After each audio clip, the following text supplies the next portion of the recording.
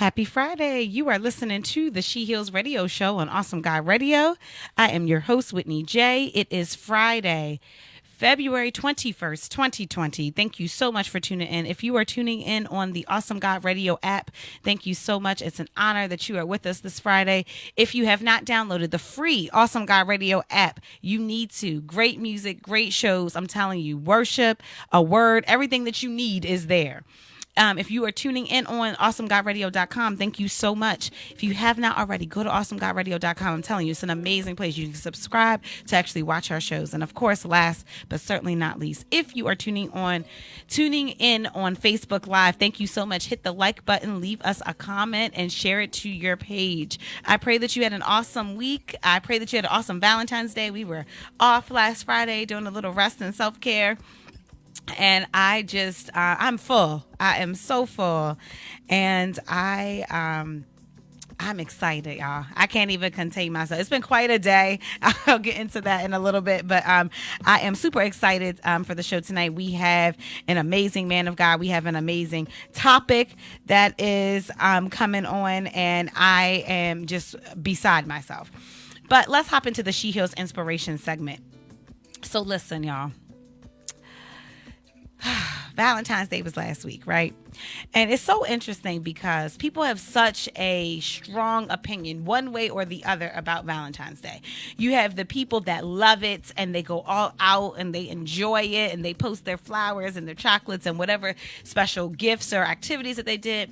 And then you have the people that, they hate it. And it's like, oh, I don't want to see anything about Valentine's Day.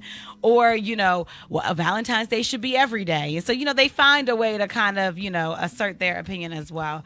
And then you have people that they struggle with these holidays. And so people, kind of fall all in between. And so last Friday, it was Valentine's Day. And of course, I'm a single woman, a widowed woman. And, it was just a day for me. It was a good day. I love love and I love to see people in love. So I can embrace and enjoy people being in love, even though that is not my situation right now. And so I hung out with one of my cousins and we went to the movies and we saw The Photograph. And so if you haven't seen The Photograph, it is with Issa Rae and Lakeith Stanfield, I think is his name. It's an awesome, just a love story. It's a love story. And so I heard people say they loved it. I heard people say they hated it. Well, I liked it. I liked it. I enjoyed it. And one of the things which is perfect with the theme that we're talking about today is, how our relationships set the tone for our family, not just us. So without giving the movie away, the character, Issa Rae's character's name was May. And she, was falling for this guy but her mom had such trouble with love. Her mom had trouble with showing love and expressing love. And she was so worried that, she was going to be the same way. And so, it got me thinking, how many times do we set the precedent for our family? Right? How we love, how we interact sets the tone for our family. It sets the example. One of the things that I always share, and we'll talk about a little bit later in the show, is that as a single woman who has sons, I have 2 sons, it's very important to me, the model that I show my kids. I can tell them anything, but how I live my life is what they will model after. And so I want to be the type of woman that I would want my children, when they grow up and become men, to be with.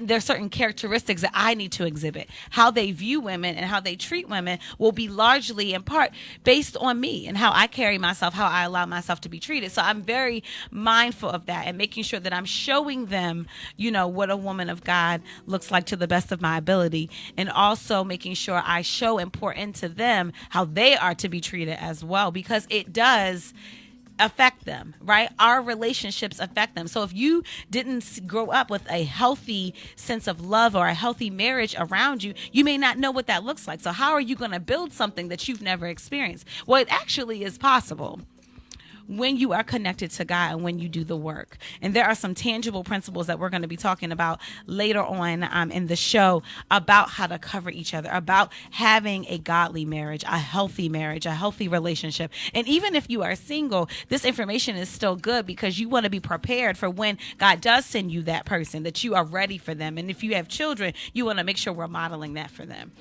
Kids They don't pay attention to what we say, but they do pay attention to what we do. And so we have to be mindful that every encounter that we have, they are watching us and they are learning our good habits and our bad habits. And this is not about being perfect, because there is no such thing as being perfect. No one is perfect, but it's about us doing the work to heal so that our families can heal. I was having a conversation with some coworkers. It might have been today or earlier this week, and I was saying, we have to go back to the village where everybody loved and cared for everybody, because what's happening right now in our world is everybody's kind of doing their own thing, and it's not working. And there are so many things that people need, and there are people that are within their community, within their realm, that have the things that they need, but they're not getting them because we're not working together. So it's this cycle of dysfunction, right? And then it's generation after generation of dysfunction, because we as the village, we as the community are not working together. We can work together, we can coexist, but that requires some work. It requires some transparency. It requires some maturity. It requires some effort. And so we got to come together because our children are watching us. So if we are living in utter confusion and chaos, what then do we expect our children to live in? How are we going to say to them, we want, you to have this life that we haven't shown them what that looks like? So if I want my kids to see what it's like to be in a godly marriage and to have a healthy relationship with their spouse, I need to have a healthy relationship with my spouse. And in my case, of course, I'm no longer married, I'm widowed, but even in moving forward and dating and finding love again and letting God send the love that he has for me to me, I have to be mindful of what is in my space. I have to be mindful of who is around me and my children, because I am setting a tone, whether I want to or not, whether I have decided to take on this task or not. My kids are watching me. So if I am allowing men to abuse me and mistreat me and treat me less than the person that God has told me that I am, my children, my sons will see that and think that that is the way that women are supposed to be treated. So it's important for me to know who I am in God and to command that type of respect, even if it means being alone and not settling, because I have people that are looking at me. I have my boys that are looking at me for direction, and I want to show them the right way. So I know it's difficult sometimes, and I know that, things get really, hard. And I know especially for our singles, and even our widow, because being widowed is a little bit different than just being single. It's hard, right? You really want that to be with someone. You want to love so bad, right? You're a good person. You have great qualities, and you want to just love. And sometimes, we get impatient in our wait for God, and we may start to, dabble our hands into things that we're not supposed to be in because we are, impatient. We just want it to happen. We want it to work out. And so sometimes we will try to kind of force God's will. Here's the thing. What God has for you is worth the wait. It's worth the wait. I have been widowed for 7.5 years, almost 8 years. I'm 33 years old, so I'm still very young. And yes, there are days where I feel like the walls are closing in on me. And oh my gosh, God, is it ever going to be time? When is it going to be my turn? God, I'm a good woman. I'm a good mother. I was a good wife. I would love for my children to have a godly male figure. I would love to, love again. And you get frustrated. And so sometimes you want to help God out. Sometimes you want to, okay, God, well, if you're not going to do it, I'm going to do it myself. I'm a go-getter. That's one of the things that makes me is that I am ambitious and I will get something done. I'm not going to just talk about it. I'm going to follow through. But, sometimes God will have you in a season where he doesn't want you to do anything. He wants you to be still. And, that means that I can't jump ahead of God, because if I jump ahead of God, I might enter into something that was not his will. And then I got to pray my way and try to be delivered out of it. Where if I would have taken the time to wait on God and say, God, is it your will first for me to love again and to marry again? We can want something and we can believe God for something, but have we asked him? Have we truly asked him? Are we prepared if God says no? I had a moment just a little while ago where I was just praying and I said, God, I do desire to love again. I do desire to marry again. And there's nothing wrong with that. It doesn't dishonor my late husband in any way. But Lord, if it's not your will for me to love again, and it's your will for me to remain a widow and to remain single, please give me peace in my spirit about it. Because, Lord, I just want to be in your will. That's a hard prayer to pray, because we have to acknowledge that sometimes the thing that we want is not what God has for us. And it doesn't mean that he's punishing us or that he doesn't love us. It just means that that is not his will for our lives. That's not his plan. And so I had to ask, and I had to ask for peace. I had to ask for peace, that whatever your answer is, God, my answer to you is still yes. But with that being said, what am I doing in the meantime? Because if God said, yes, Whitney, I do have someone for you, what am I doing in this waiting season? Am I getting myself together? And it's not getting yourself together to be with someone. You should be getting yourself together, period. Just because you deserve to be the best version of yourself. Just because your children and your family deserve to be around you being the best version of yourself, because God wants you at his best, because you're created in his image. So it's about getting yourself ready. Are you even ready for the blessing? If God sent you the spouse that you have been believing him for right now, would you be ready? Would you be prepared? Have you worked on the things that you need to work on so that you can be your best self? Are your things in order? And not just working on yourself. You know, people think about that like, oh, I need to get stronger and healed from this hurt and that hurt. All of those things are important. But so are the tangible things. Are your finances in order? Is your health in order? Are you established in your career and in what you're doing, your ministry? Do you know your gifts, your spiritual gifts and your talents? Are you serving in ministry? It's all of those things. Are you ready? Because if not, focus on getting ready. Focus on being the best version of you. Focus on God pouring into you what you need so that you can be who he called you to be. Here's the thing. I was married before, and I had a wonderful marriage, a beautiful, not a perfect marriage, but a beautiful marriage. But marriage is work. And I'm not so far removed from it that I have forgotten that. So even when I'm praying, it's not just praying, Lord, send somebody because I want that great love story, you know, and all of that. Yeah, that's great. But Lord, also prepare me to be a wife again, to be a helpmate again. Prepare me to be a teammate again, because I've been on my own for the past 7.5, almost 8 years. I'm used to making all the decisions. I don't have to consult with nobody but Jesus. I need to prepare for the things that I'm praying for. I'm set in my ways in certain areas of my life. I need to mature in certain areas. You know, I can be a little mouthy. I got to get that together. You know, there are things that I can be doing. I'm working on getting my finances together, my life together, just because. So are you even prepared for the things that you are believing God for? Listen, I get the idea of wanting to be in love. Lord knows that I think about it often, and I dream about it often. And you know, some days, you know, being a widow is so difficult, because it's like, man, God, I had all that I was believing you for, and you took that away from me, God, and now I'm just sitting in this weird spot.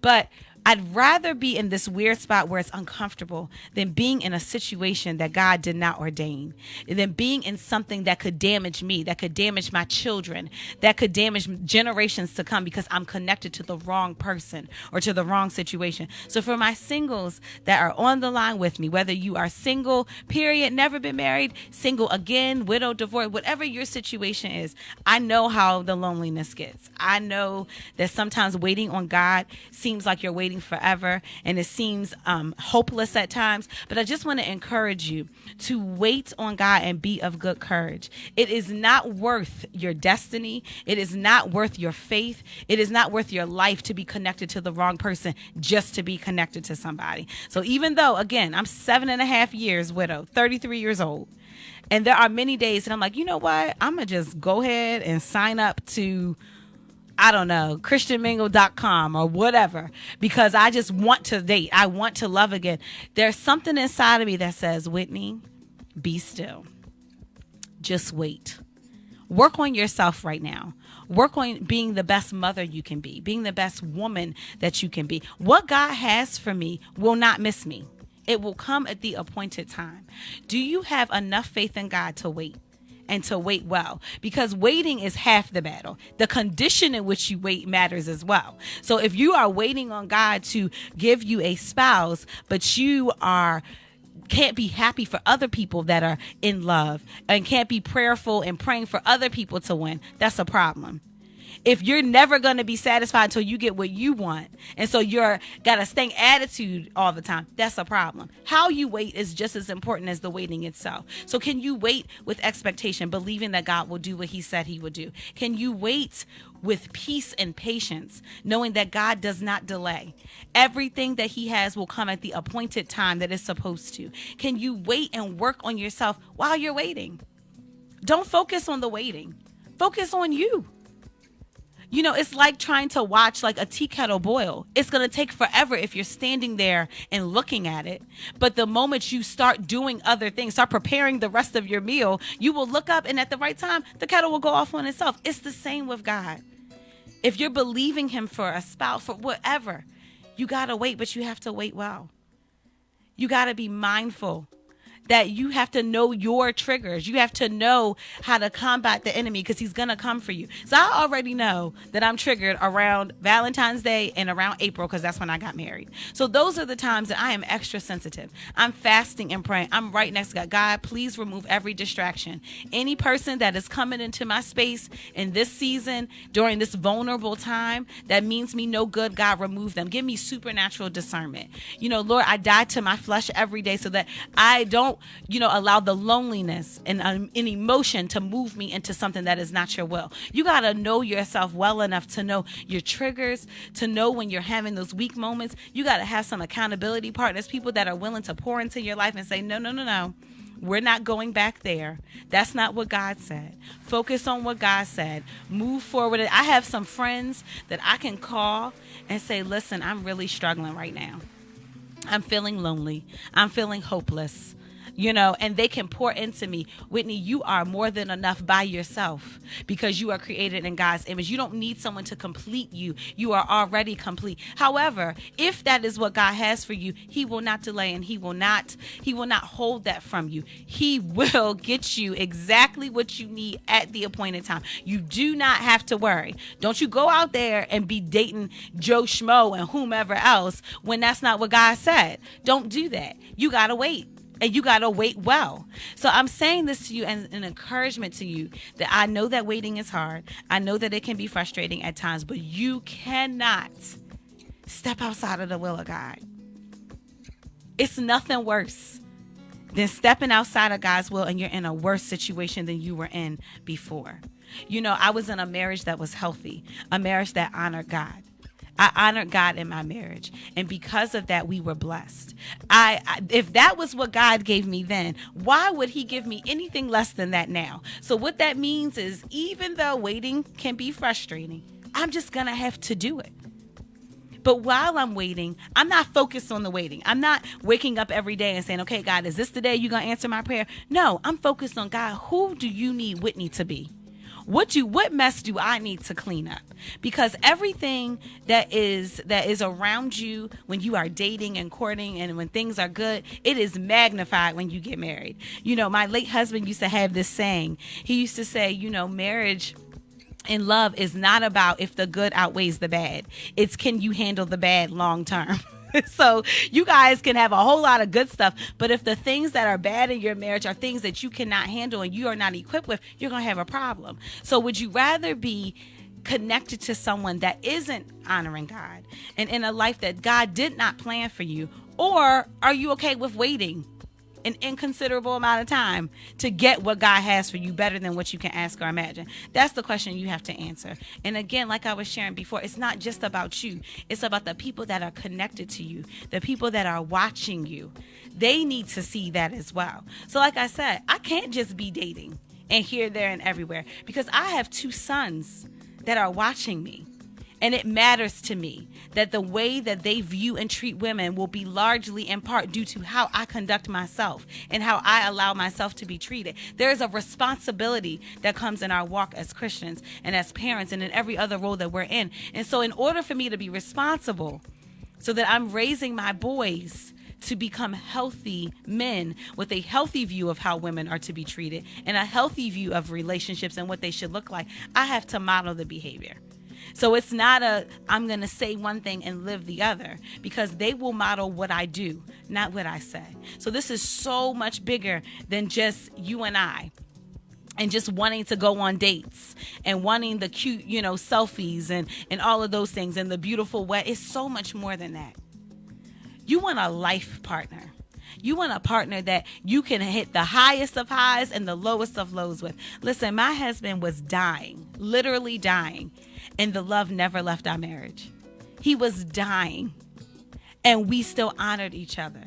He was, he got down to less than 100 pounds. He was 6'1", less than 100 pounds. He got to the point he couldn't bathe himself. I was bathing him. I was cleaning him, literally helping him use the bathroom. And I still made him feel like he was a king, because he was to me. We still prayed together. We still fasted together. We still took care of our children together. There's a certain type of love that God provides. When you wait on God's selection, it is like nothing else. Even the worst of times. If God said to me today, listen, Whitney, I can give you a choice. I can give you this husband here, and you can have 50 years of a drama-free marriage, perfect marriage, whatever. Or I can give you another year with your husband, Steve. What would you choose? I wouldn't even bat an eye, because that was the type of love that we had, that only comes from being connected to God. It only comes from when God hands you someone. You may go out and find something that's good, but God is going to give you something that's great. And so I'm encouraging all of my singles to hang in there. Listen, being single is not all that bad. It doesn't mean that you're less than. It doesn't mean that you're not enough. It means that this is what God has for you in this season. Enjoy this season of your life. And prepare for what God has for you in the next season. Don't settle. Don't go try to find something yourself. Don't just do it because it looks popular. I know social media has you thinking that you got to do everything right now. I know you see all the cute selfies and the hashtag relationship goals and all that. But let me just throw a little secret out there to y'all. Everything that looks a certain way is not a certain way. And if it is that way, it took work to get there. So don't be fooled by what you see. I don't want to be like anybody else. I don't want to ever have a relationship like anybody else's, because I don't know what they had to go through to get theirs. When I'm focused on is, God, what do you have for me? What you have for me is tailor-made to me and to my family. And so you got to stop looking at everybody else and thinking, oh, I got to meet somebody right now. I got to, my clock is ticking and I got to have this at this time. God's timing is perfect. It is absolutely perfect. And he is not limited to man's standards. So the notion that you got to be married by 30 or you can't have children after 35. Listen, what God has for you is yours, period. You don't have to live by that standard. And you don't got to try to force God's will either. God is not going to have his hand forced. That's not going. Look, I've tried it plenty of times. It's never worked out. You got to wait on him. You got to work on yourself. You have to develop yourself. And you got to trust God. You got to seek him and ask him what his will is in the first place. Maybe for this season, it is his will for you to be single. And you got to be willing to accept that. God's will is not I accept it when it works for me. You either accept it or you don't. And you have to accept it in its entirety. The good parts and the parts you don't like. So you got to seek him and gain wisdom. And you got to learn how to wait and wait well. You want to be prepared for what you have. You want to be prepared for what God has for you. Your children are watching. The people that God has placed in your life for ministry are watching. Your family's watching. And they all deserve the best. And you deserve the absolute best. When we come back from the break, we are going to have my pastor is here, y'all. I am super excited. Pastor Hairston is here with us, and he is also an author. He has many things. He has many titles, but he wrote 2 books, Cover Her and Cover Him. So if you want to know how to cover your significant other, or maybe you're like me, maybe you're learning principles so that in the future when God blesses you with a marriage, you can be ready, or you're raising children and you want to instill them in those principles in them. This is the show you want to hear. This segment is going to change your life. Stick tight. We're going to go to a quick break. We'll be right back. This is the She Heals Radio Show with your host, Whitney J. Be right back.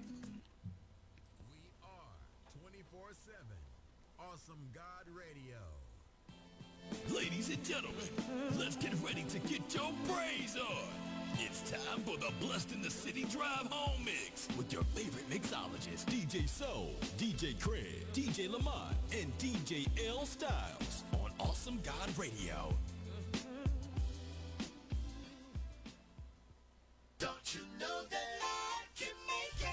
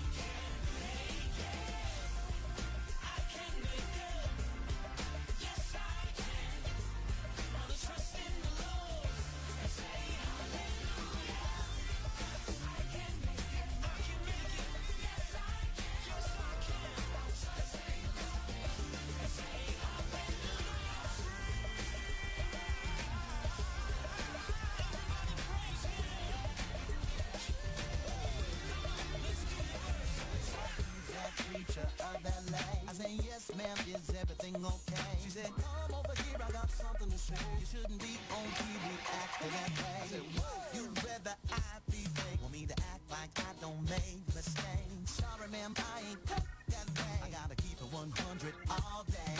And your attitude is worse than mine. And you could be a little bit more fine. And if you want folk to come to your church, we all gotta do some work to be like Jesus.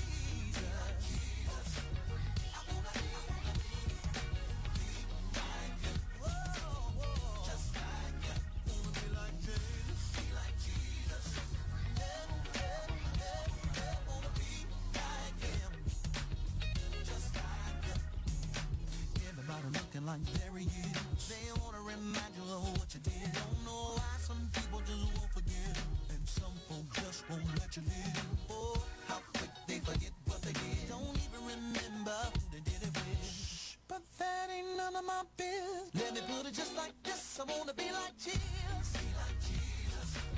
I wanna be like him. Like him. Just like him. Wanna be like Jesus. Be like Jesus.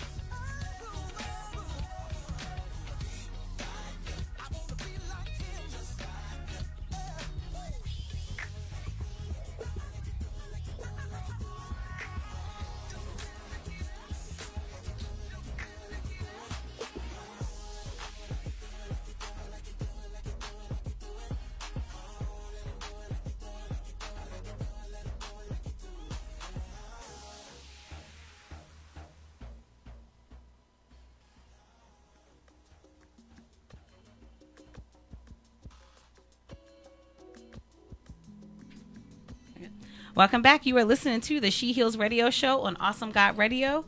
I'm your host, Whitney J. It is Friday, February 21st, 2020. I thank you so much for tuning in. I pray that you were blessed by the first segment of the show, and now we are hopping right in. So I am super excited because I have someone here who is near and dear to me. He is our pastor. Shout out to Messiah Community Church. He's an author. He's a husband. He's a father. But most of all, when you are blessed to just know good people, like when you're a good person, like all the titles and stuff are cool, but he's a good person. To me, that means more than any of those other things. So I want to, oh yeah, we're good. I want to just welcome to the She Heals Radio Show, my pastor, Pastor Rod Hairston. Hey, Pastor Rod. Hello, Whitney J. It's great to be on with you. Thank you for having me. Yes, I am so excited. I'm so pumped up. Thank you for, I know you are busy, but I am so happy that you made time to come hang with me and Q on this Friday. I'm blessed to be here with you. So I'm excited because we are talking all about relationships. So, Valentine's Day was last week, and I was just sharing, being single, being widowed, how sometimes it can make you want to kind of help God out a little bit when you're waiting. But you wrote not one, but two very powerful books. So first, I just want you to share the titles of them and what inspired you to write them. Well, first of all, big props to you. I'm so proud of you and Q and the work you're doing on this station. So I'm blessed to be here. I wrote two books, as you mentioned. One is called Cover Her, and the other one is Cover Him. So Cover Her is about creating a safe place for the ladies in your life, physically, financially, emotionally, and spiritually. We cover four key areas of relationships in that book. But specifically, that book was for men, so that men would know how they should deal with, handle, treat, care for, and really lift up women. And so a lot of men were saying to me, really by their actions mostly, more than anything, right, I don't know what I'm supposed to do. Yeah. Right? I don't know how I'm supposed to treat a woman with dignity and with care. Right. And so then I wrote Cover Him because ladies were stealing their men's books, their husbands' books mostly. Yeah. Right? Y'all know how that goes, right? Ladies like, what, he reading a book? Right? So they would take the book and they would read through it. And then they would say, so when you going to write something for us? Absolutely. And that's when Cover Him became an idea and eventually was just published this past fall. And that's really about how ladies can care for the hidden needs, thoughts, and feelings of the men they love. And I just got to say this, those needs, thoughts, and feelings are hidden because we as men keep those things a mystery. Right? Yes. Right? We don't talk, we don't share our feelings. So that's what those are all about. So it's amazing because when you said that, I always think that we always are talking about how men should treat women. But then me as a woman who's raising boys, I'm like, well, I actually need to know a few things about how to treat my sons, because I do think in society sometimes there are some boundaries between our women and our boys that sometimes, or even our men and our girls that sometimes are overstepped. And so just knowing what is that family structure supposed to look like. Yeah, absolutely. And in both books, right, there's enough bandwidth that the principles can be applied, not just in romantic relationships or marriage relationships, but I want men and women, right, boys and girls to have healthy, engaging relationships, whether sister to brother, right, whether it's auntie to nephew, right, and women really do want to know, right, like, tell me how this goes, how does he need to be treated by me? And I think the book has been a great help to a lot of women already. Absolutely. It definitely has.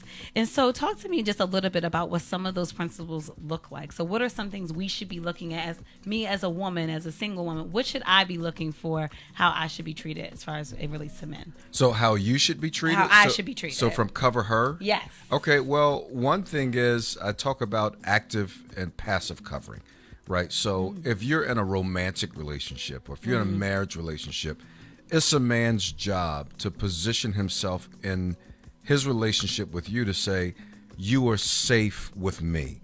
You don't ever have to worry about whether I'm going to put my hands on you, whether I'm going to bring harm to you, right? That's an act of covering, and it's active covering, right? Providing for your family is an act of covering if you're a husband, right? Like, make sure the bills are paid, even if she makes more money than you. Preach. I'm preaching right now, right? That was it. That was it. I just wanted to let it linger a little bit. Trying to give the audience an amen moment, right? So even if she makes more money than he does, it's still important that he makes sure the money is managed well for the good of the household. You understand? So that's active covering. Passive covering has to do with when I engage as a man, women in other areas of society, whether it's at work. I talk about if I'm on an elevator, right, and a woman gets on the elevator by herself, right, and I ain't talking about racial stuff. I'm just talking about a woman in general, a man in an elevator. I want to make sure that she sees, right, that it's safe to be in here. Yeah. Right. So how I even posture myself, I slide over a little bit, good afternoon, good morning, right? Simple decorums like that, I think, go a long way. They really do. You know, in my day job, I work with some students that have some significant challenges, and physical aggression is a big part of that. Yeah. And what I'm so thankful for is that even though we don't have many men that are in my school, the moment something happens, they are like, okay, you get out of here. Like they Yes, will, yes. make sure that we are okay and we're covered. And that is super important. Oh, I'm telling you, we really have to train our young men. I've been watching this phenomenon for years where teenage boys who haven't been trained, or poorly trained, wrongly trained, show aggression toward young girls. Yeah. And the Heavy. girls oftentimes will receive it as attention, right? But it's really unhealthy attention. And I just think we as men, we gotta bring our younger men along, young boys along, Absolutely. and teach them, now this is how you do it, this is how you don't do it. Absolutely. So, yeah. That is a big deal. Something else I wanted to point out that you were saying about being a provider for your family as a man. One of the things I remembered about my husband is that not only did he provide in life, but he provided in death as well. Oh, a good man leaves an inheritance. Yeah, and just For his making sure we children. were okay. That's right. And so I think that it's important that we keep in mind it's not just about this side of life, but what happens when you go. That's right. Right. For a family to experience leadership from a father, a husband, and for the misfortune of his passing, the family should be left with some memory that he had enough foresight to care for their future needs. Yeah. And I think that's what we're talking about. And I think that's a very important way to cover, right? Financially, right? Yeah. Just a little bit of insurance can cover a lot. Let's get the final services. Yes. Yeah, that's right. Right. Yeah. Don't leave people burdened and strapped because you didn't think enough about the future, right? As a man, my job is to have enough foresight as to what my family's going to need, what's going to be the best timing for this or for that, right? When I need to put money aside now for what's going to come ahead in the Right. future. I think that's part of what covering means. And just so we know, let me say this. I didn't know these things, right, before my marriage. It's not like that was a part of my pedigree. So if all of, people thinking, oh, must be nice, you grew up. No, I ain't grew up like that. Yeah, It was nothing you had like to that. learn them. Had to learn that. But Maya Angelou says when you know better, You do better. Yes, she did. So we get the knowledge and then we move forward. I was reading your books, and one of the things that I was just taking in is the fact that this is good, like you said, for all relationships. Yes. And it's good to instill in our kids because our kids are going to model what they see. So we can talk all We day. can say all we want. They ain't listening anyway. But that we can keep talking, but they're going to model what they see us doing, how they see us interacting. We have a saying in my development as a man: more is caught than taught. Yeah. Right. So people they do what they see, not so much what you say. Yeah. Absolutely. And so kind of switching gears to cover him. So as a woman, what are some of the things that I should be doing to cover the men that are in my life? That's a great question. I can never get away from the principal need of a man, and I believe this is true even as a younger man. Right, I'm looking at Q over there. Right, Yeah. just watching him blossom and grow, and Yeah. right, I've known him since he was yay high. Yeah.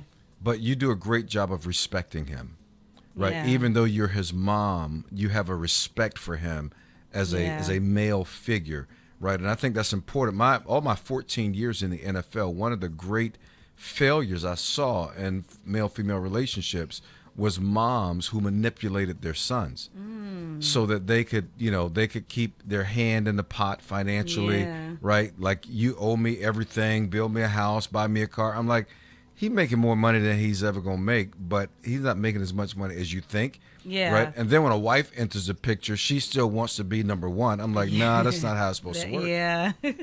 So. That's tough. That's tough. I do think respect is a big thing. And I think that sometimes, and even if you read the word, I always find it interesting that the word would say men to love their wives, Yes. but for women to respect their husbands. Yeah, it's because that need for respect is designed into us by God. Just like the Yeah. need to be loved is designed into women by God. Yeah. God knew exactly how he was making us and what we would need in order to flourish. And so if I love my wife, she's going to flourish, right? Yeah. Loving her means that I'm going to always seek to do what's best for her. Absolutely. Right? Respect for a man means that you uphold him with honor and dignity. You don't talk down to him, right? You bat your eyes at him all the time. Come on, help me talking here. Right? So it's how you regard him, right? Yeah. As one made in the image of God, just as he should see you that way. But there's something a man needs that puts wind under his wings when he knows that his woman holds him in high esteem. Yeah. Right? Now, can I take another moment on this? Yeah. Okay. Yeah. So this is important because there are a lot of women who say, if he were respectable, I would respect him. Right? So a lot of dudes who have not done well, they haven't carried the relationship well, haven't really led the way, right? Unfaithful, double dipping is what I call it, right? Just sort of not being a respectable person. Right. And so wives will oftentimes ask me, so what am I supposed to do then? Because the way he's living is not respectful or respectable. And I say to them, because God says respect him, there's still a way to respect him without necessarily letting him do whatever he wants to do. Right. So you still respect him as a man, but there's some lines that you can draw. Yeah. Right. That say, you know what, listen, I'm important to God. You can't keep treating me this way. Yeah. And so I respect you as the man, but you just need to know, if you really want me to want to respect you, live respectably, right? So you can want to respect him, or you can live under the command to respect somebody. And I always want my wife and my daughters, I got 3 daughters and a son, I always want them to want to respect me. Right. I want to live in such a way that they delight to respect me. And so I think that's really important to make that distinction. That's awesome. One of the things that I was thinking about and talking to some of my girlfriends is, the notion, we always talk about submission, right? And so people hear, okay, the word of God says that wives are to submit to their husbands, and they lose their minds, right? And I think it's because we have our own interpretation of what submission is. And one of the things for me is, if my husband is submitted to God, I should have no problem being submitted to him. Yeah, that's right. And that's the order. Yeah, and if he's doing something else, then we're going to have a problem. But as long as you're submitted. But I think, I had a friend say to me, you're so strong, Whitney, and you're so tough. Like, do you really think you're going to be able to be, a wife again and a helpmate again? And I'm like, yeah. Absolutely. I'm tough because I have to be right now. Yeah. But what about us women that are strong and independent, and for some reason they think that submission is going to take something from their womanhood? What would you say to that? So first of all, if you got a good man, yeah, who's a godly man and who's a strong man, yeah, right, then do all you can. God will honor your coming under him. That's what the word means in the original language, right? It means to place yourself underneath him in order to help lift him up. Yeah. Right. And so I think it's important to understand that the position of submission, whether it is mutual submission in relationships, because that's what comes before that word, that directive toward marriages, it is a posture of great influence. Right. It is not simply. It's not simply a. Well, let me just get under and then whatever he says do, then I do. Yeah, no. That's not what it is. No, it is. Let me come under him in such a way that I can give him room to lead. Yeah. Right. Give him room to lead. One of the things I love about my wife is that she gives me wisdom. We were just talking yesterday, and she gave me some counsel on how to handle a very difficult situation, and I didn't like it, but I knew it was right. Yeah. Right. And so I submitted to her counsel. You understand what I'm saying? So because I knew that if I did that, then the situation would have more opportunity to right itself. And so that same thing, the same idea is true, right? But it's especially true in the marriage relationship, that a woman have the strength enough, the faith enough in God, that if she comes under her man, under her husband, and says, honey, I don't know if that's the right thing, but I'm willing to pray with you and to follow you, right? If she knows that he's not in the habit of trying to lead in the right direction, that's a whole nother thing. Right. But if he's trying to lead in the right direction, that's what you want to see.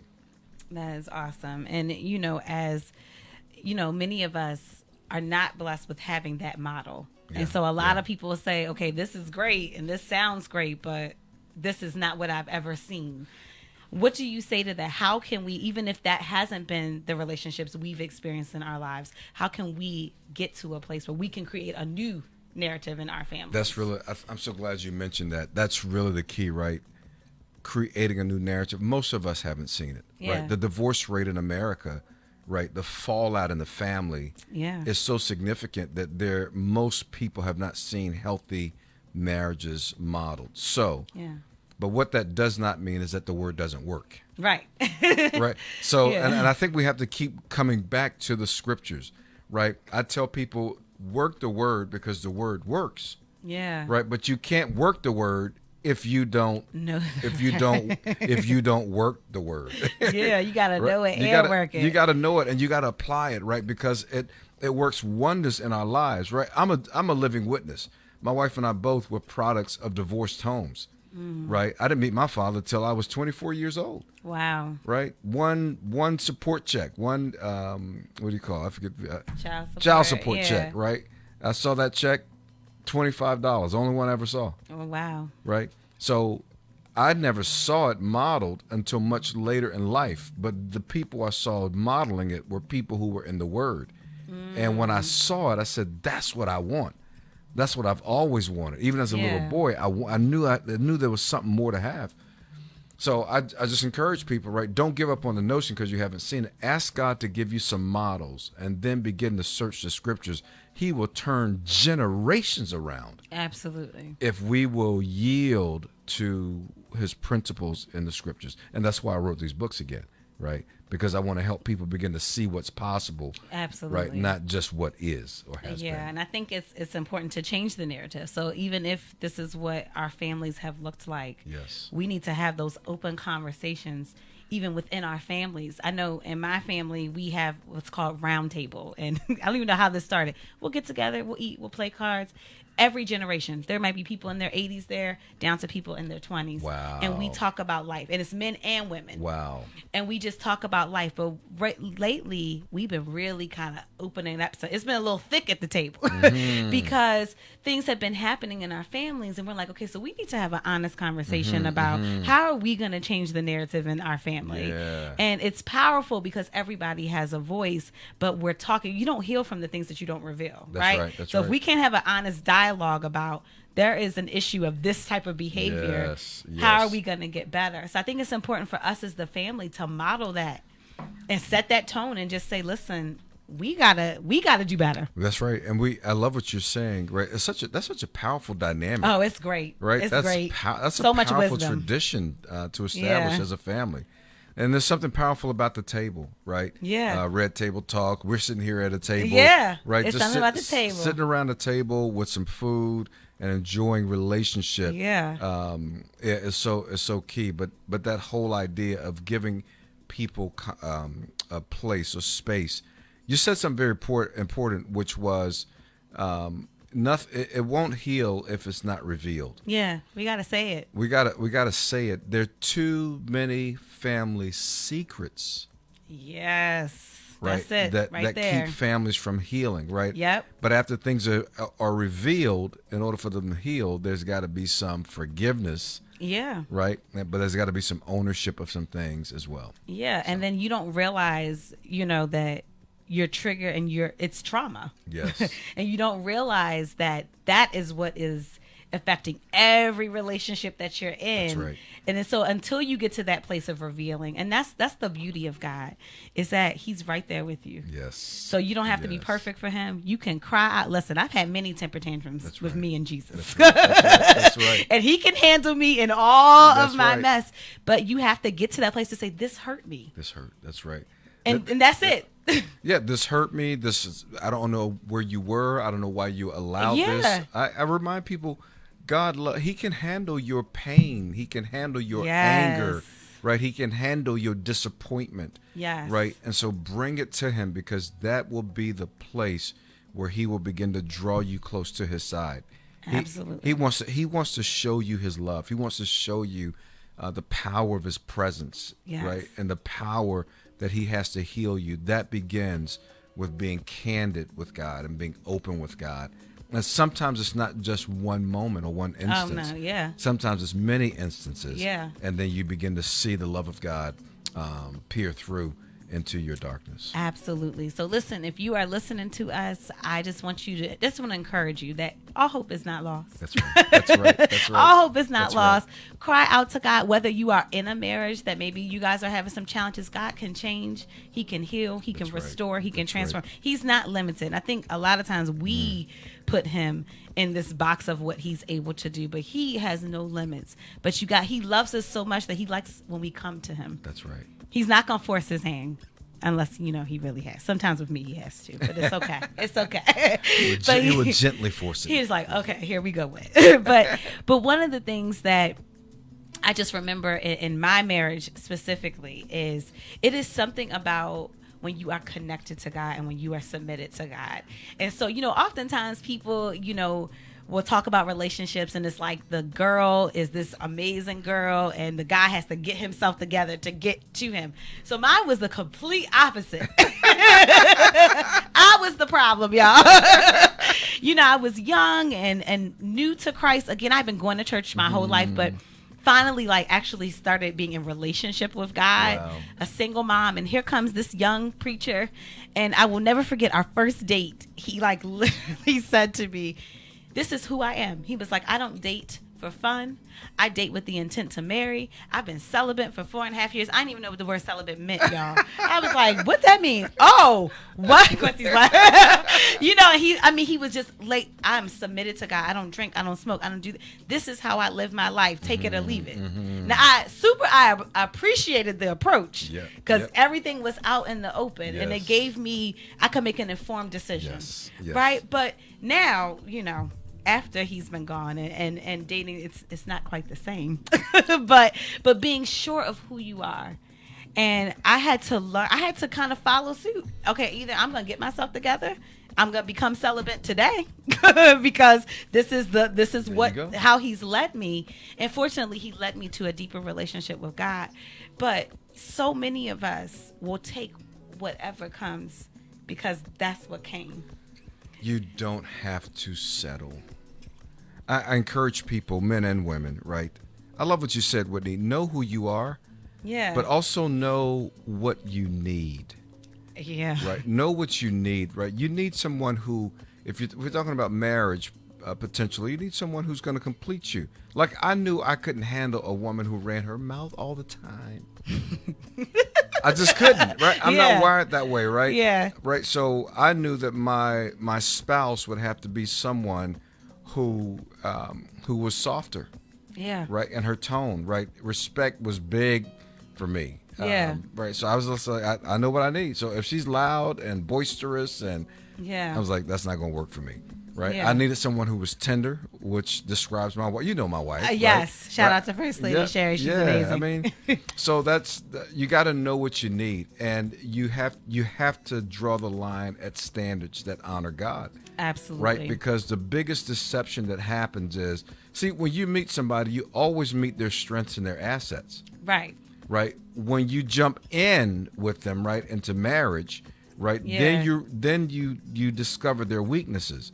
Yeah. And if you get married to someone, but you lowered your standards, you understand what I'm saying? Yeah. Now you're in for a rude awakening. You really know who somebody is better by upholding your standards than by lowering your standards. Right. Yeah. So it actually, your standards act as a firewall for you. A firewall so that you can discern better. I tell people you can't discern what's really going on jumping in and out of bed with anybody. Absolutely. You just can't, right? Because your emotions are too wrapped up. Right. Right? And your hormones are too wrapped up in it that you can't really see a person for who they really are, right? You don't even know who you are when that starts to happen. And that's why I always encourage people who are searching and who are waiting for God to bring them somebody, right?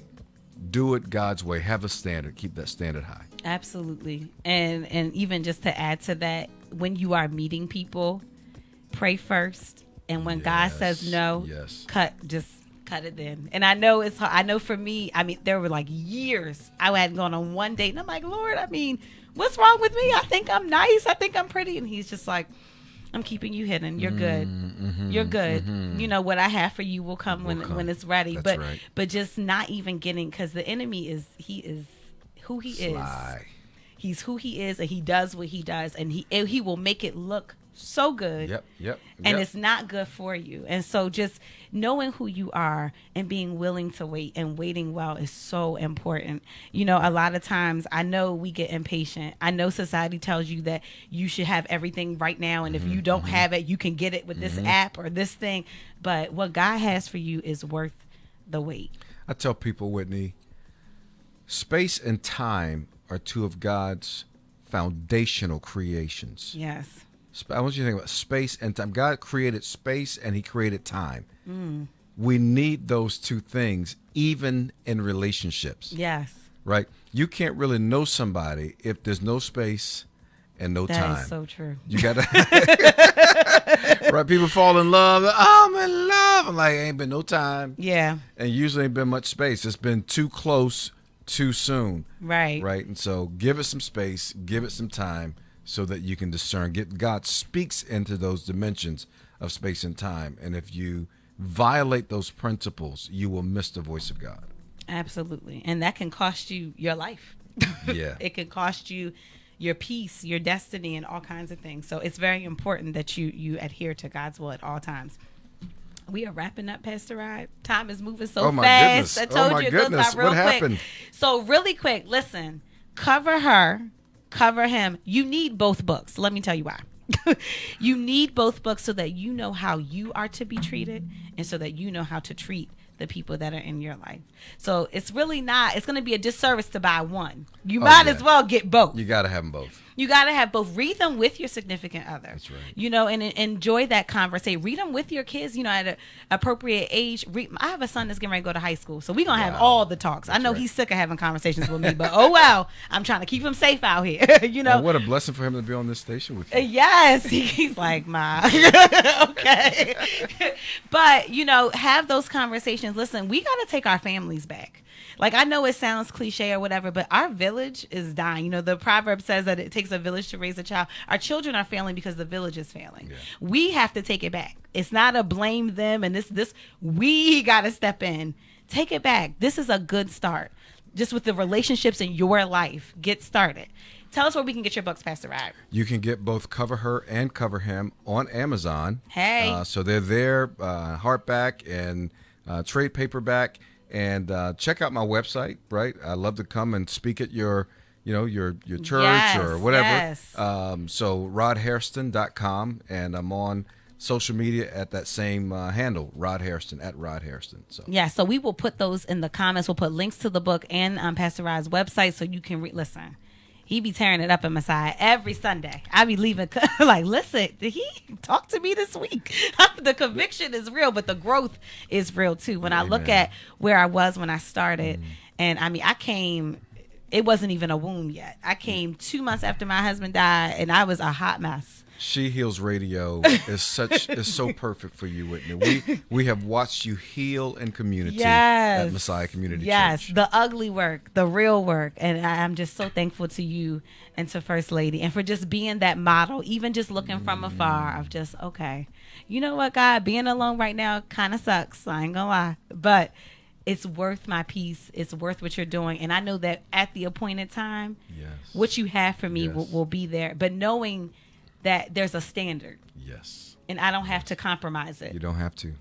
I don't have to. God will give you the desires of your heart. I really believe that. Yes. And so stay clear about that. Yes. Yeah. Make sure people download our app at Messiah. Right? Yes, and come to church. Listen. MessiahCC.org. Yes, come to church. Church at 9 or 11. Listen, 909 Berryman's Lane. We're in Ricerstown. Listen, come, tell him I sent you. and get some messages on the app. So they go to the app, a bunch of messages there that they can see and peruse. And on our website, we make the content free because we want to be a blessing to people. Absolutely. We share, and you can look on Facebook on the Messiah Community page, and you can services is streamed there. I stream service every Sunday, so you can check out my page if you're on my page. Listen, just the healing is there.